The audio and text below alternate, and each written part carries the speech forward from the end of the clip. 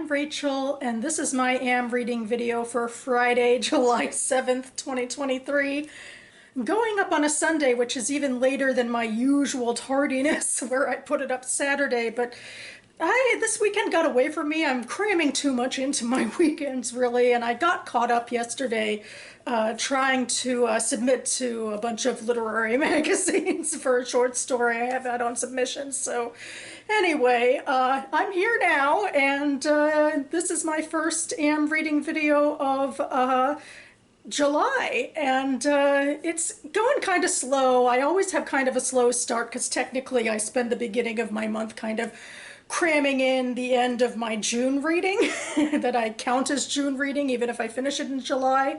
So I actually have my literary newsletter finally up and running, and so if you'd like to take a look, it's down below.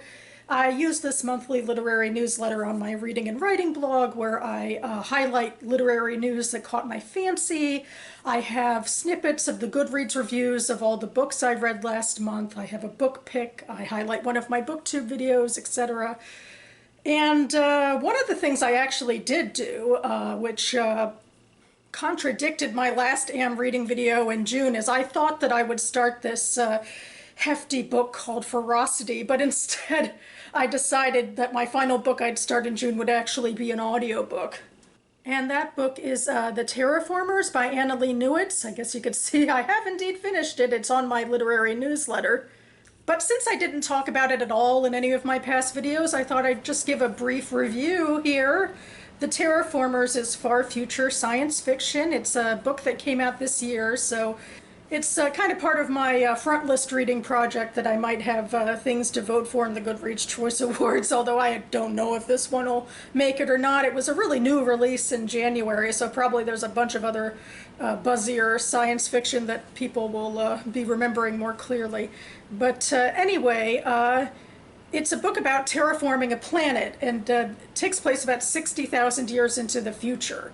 And humanity is quite different. I feel like in our far past, or like much closer to now, there was a farming revolution which kind of took us out of the Anthropocene, and humans decided we had to make other animals as sort of human and people and sentient as we are. There's a lot of vocabulary that it's been a little while since I finished it, so I think I'm missing some of the vocabulary, but I shouldn't get too stuck in backstory anyway. So in 60,000 years, corporations are still around, and they're terraforming planets and decanting people. So I mean, it's interesting how, you know, more animals are people, but it seems like in terms of freedom, there's less freedom, and nobody seems to be biologically alive in the same way. Like all of these people live for hundreds to thousands of years doing the terraforming, which I think is Newitz's way of trying to tell a 1600 year story and keep kind of the same characters around. They use 3 different novellas for the stories. In the first, Saskia is still, I guess it's in the late stages of terraforming this Pleistocene reality, but technically the corporation hasn't allowed people to start moving in yet for this sort of Westworld-like experience, but it seems like they're about to. We're about to clash between the ecologists, who are employees slash indentured servants slash property of this corporation. They really care about getting the you know, the ecology right and the environment right, and not having, you know, humans overrun it. They're not thrilled with the whole Westworld idea of, you know, human beings who are rich enough are going to, like, you know, live on this planet to sort of hunt and exist the way we did in the Pleistocene, although it's all very fake. And as this is all happening, they run into this secret society that lives on the planet of earlier workers who were supposed to have died out 1,000 years ago but didn't.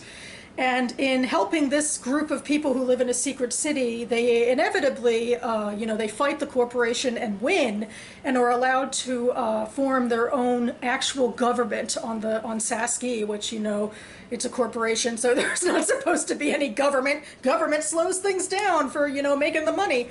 So that's what happens in the first story, and then in the second two, like, we go forward through time.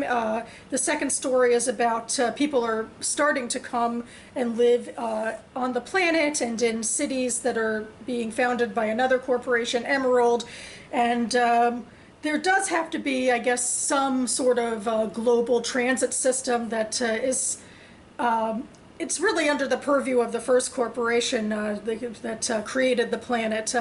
But there's a bunch of other corporations that bought up individual land there. So, you know, there's a lot of tricky politics with that. And again, it's all really about capitalism and money. But the way that the environmentalists want to do things is the most ecologically friendly way. And they also decide they want to make sentient trains so that it would be the best way to make things ecologically friendly, I guess, if the trains actually have that intelligence and also have the freedom to have their own government again.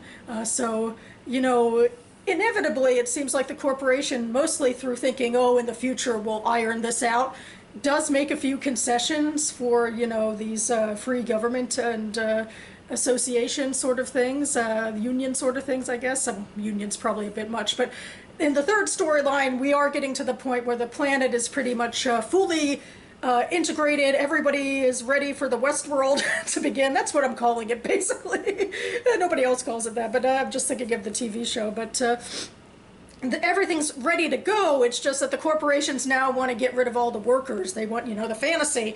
So there's a bunch of gentrification. Another big thing about this Westworld planet is that it's supposed to only be for Homo sapiens. And as I said, there's a lot of sentient animals and transit and that sort of thing, and hybrids that now they're being hugely discriminated against in this gentrification storyline, which is very familiar to readers of 60,000 years and now. I mean, it's all very kind of familiar. It's a critique of late-stage capitalism. And I mean, the ideas were fascinating in terms of those critiques of capitalism and gentrification and also realities of terraforming, although I do think even Newitz had to basically speed things up in that department too. And even then, their characters didn't come alive for me. You know, it's a novel of ideas, and it's, you know, sectioned off into 3 novellas. And even though there are some repeat characters, I mean, everybody kind of exists to do their jobs. And everybody's like hundreds to thousands of years old, and, you know, there's no, you know, indication that they've really changed much as individual human beings, because that's not really the point of the story. But this is where I start to, you know, sort of disengage, because I love all the big maximist ideas, but if there isn't real character for me to fall for, I start to lose interest. And, you know, it's also, you know, these maximist ideas without real characters who are individual on their own makes it lean more toward polemic sort of writing, which, you know, also takes me out of it a little bit. I mean, these ideas are important, and I'm not here to be anti-intellectual or anything, but fiction serves a different purpose in a way. So, you know, it's not quite for me the way this story came together, but there were so many fascinating ideas in it. So I'm hoping I can find more science fiction that, you know, can delve into these ideas, but also, you know, have more three-dimensional characters as well. Next, I'm going to continue what I do in all of these videos. Usually I start with talking about the next short story I read in this collection. This is Oi Caramba, an anthology of Jewish stories from Latin America by Ilan Stavins. And this week I read Jesus by Pinkhes Bernicker. He was a immigrant, a Jewish immigrant from Eastern Europe to Cuba. And in the vein of a lot of these short stories, he's writing about someone from a similar background, another immigrant from Cuba, who first tries to get a job like in a Jewish-owned factory or something, but this immigrant, Jacob, is a rabbi, so I think some of that works against him, like maybe the factory owners can't imagine, you know, employing a rabbi with all of this sort of social clout, or it might, of course, also be just because of work shortages or issues of, you know, not wanting to pay an extra person if the work isn't there, or something like that. But anyway, he's not able to get those jobs. He's scrounging for money, and his Christian friends decide to tell him that he should sell basically gods, or like, you know, idols and saints and that sort of thing to the Catholic populace, like in towns, like to be a peddler, which was a very Jewish form of employment, especially in North America, South America, during the early part of the 20th century, especially in late 19th century. And, you know, there's some sort of trepidation there about, you know, putting yourself, selling these foreign gods, these foreign idols. It almost feels like it's biblically prohibited, because in a Jewish standpoint, Christian gods aren't our gods, the saints and Jesus and everything. But Joseph's kind of out of luck, so he does start peddling these gods, and he talks about how he learns how to speak Spanish from this, and it buttresses up against anti-Semitic stereotypes. And he has to hide the fact that he's Jewish, but finally another peddler who's selling saints comes along and, starts spreading the rumors that maybe this guy is Jewish. And then in a huge scene of physical harassment, he's forced to the ground and, forced to show that he's circumcised. It's a harrowing scene. It's such a scene of, abuse and molestation even. And just, it's something that, I think it's supposed to be commentary on relations between Jews and Christians, when Jews still have to hide themselves or being seen as less than, and this sort of dangerous attempted assimilation just to get by. So it definitely was engaging, in a tense sort of way as I was reading it. Next, well, I think I'm about halfway through Katie's book at last, The Secrets of Hartwood Hall by Katie Lumsden. This is another 2023 release in historical fiction by booktuber Katie Lumsden at Books and Things. She talks a lot about Victorian literature and other types of literature, and she also is a writer, and this is her first novel that is out both in the US and the UK. This is the US cover. This is the story of Margaret Lennox in the mid-19th century, going to a remote part of England after she is widowed to take up a position as a governess because she is low on funds. And she also used to be a governess before she got married. So she's kind of returning to that life in a shocking sort of way. You're supposed to be married and, be out of that life, but her husband died pretty young and left her with nothing. So she had few options. She doesn't have any family left, it seems, either. So she goes to this remote manor house to take care of this young boy, Lewis, who is the son of a widowed woman herself, Mrs. Eversham, who bought this manor, Hartwood Hall. And Hartwood Hall is a place that has a lot of bad stigma with it. There's a lot of rumors from the townsfolk about how it's haunted, and they don't really like the Evershams and their, family and servants, who are very reclusive for the most part. But Margaret has to take what she can get, and she actually enjoys, teaching Lewis, but there's a lot of secrets in the family. She's also keeping some big secrets herself about the reality of her life with her husband and his death. And so there's this other, aspect, it's Gothic, kind of based on Jane Eyre, which pops up a lot in this book as a book that, Margaret and Lewis are reading. But it's a Gothic sort of book where it's like the house might be haunted, the east wing is closed off, and what's going on with that.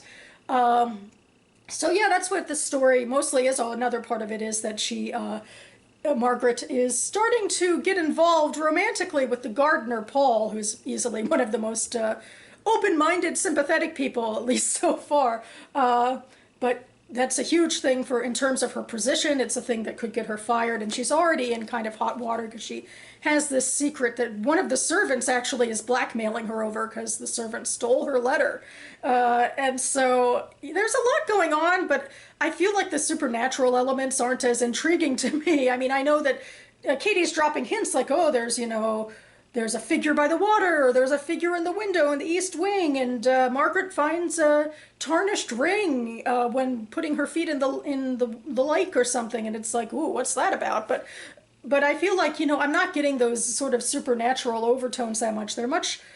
It's a much smaller part than the sort of domestic realist drama that's going on with the secrets that she's unfolding about the Eversham family, which for the most part right now, there's secrets and there's tragedy, but it's all so far, it seems very realistic. And I feel like the way Katie's handling Margaret's story, it's not my favorite because, this is first person, limited perspective. And I felt like at the beginning of the story, it was pretty simple. Like it felt straightforward to me that this is a woman who is impoverished and is genuinely missing her husband. And then like, these hints come in that, oh, maybe, he was abusive and maybe there's questions about her involvement in his death. But, we're in her head. So it feels like she's hiding things from us in her head, and so that's a little frustrating to me. But I still am enjoying the story. I don't think it has quite the vibes I was hoping for, but it definitely is propulsive, and I am liking the characters. Another thing I was thinking about maybe would have made it seem more oppressive to me is if there were more, I don't know, rich people around. So the reminder of Mrs. Lennox being of a inferior status if she was mostly surrounded by rich people like Mrs. Ingram and or Miss Ingram, I should say, in Jane Eyre. But actually, most of the people she's surrounded by are servants who are lower class than her. And so there's still that, tension about class tension and everything. But, she has some privilege over them too. So she doesn't have that underdog status exactly or entirely. So I don't know if that would have helped with the atmosphere as well. But I mean, I still am looking forward to seeing how this ends, and I will report back. And another book I hope to report back on next week is this one, although I haven't started it yet. But anyway, this is I Could Live Here Forever by Hanna Halperin, which is another 2023 new release. I am trying to get a bunch of these in. I'm taking my booktube prize sabbatical, so I'm trying to actually cram in a little bit of front list. And this is a contemporary general literary-ish fiction novel. I'm really excited for this one because I read one of Halperin's other books which talks about taboo sort of subjects of abuse in families. Actually it's talking about a domestic abuse situation in a family, and this one will be talking more about substance abuse and how that impacts a relationship. And Halperin actually has a background in social work, so I'm really hoping these characters don't come off as caricatures, and she gets into the nuance and complexity of these issues.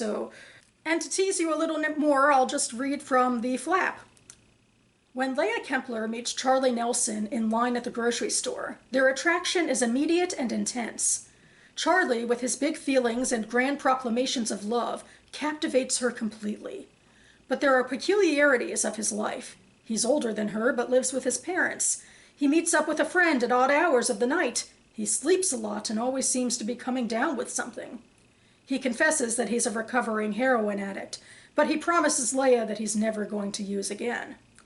Leah's friends and family are concerned, as she finds herself getting deeper into an isolated relationship, one of manipulation and denial. The truth about Charlie feels as blurry as their time together.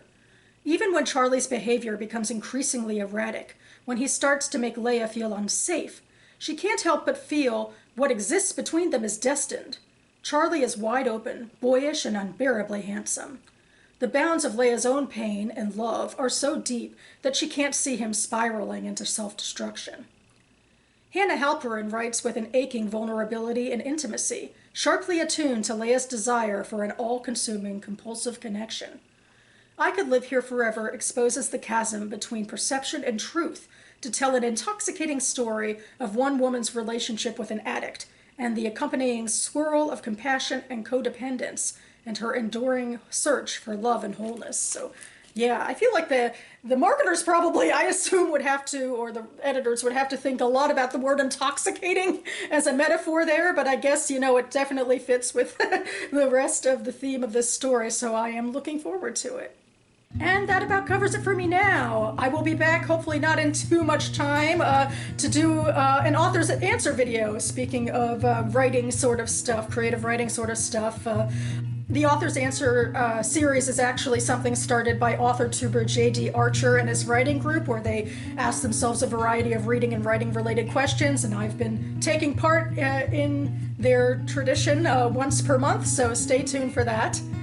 I hope you all had some wonderful reading done this weekend and also got other things off of your to-do list done and are in a good place to start the traditional work week. So thanks so much for watching, everyone, and I'll see you next time.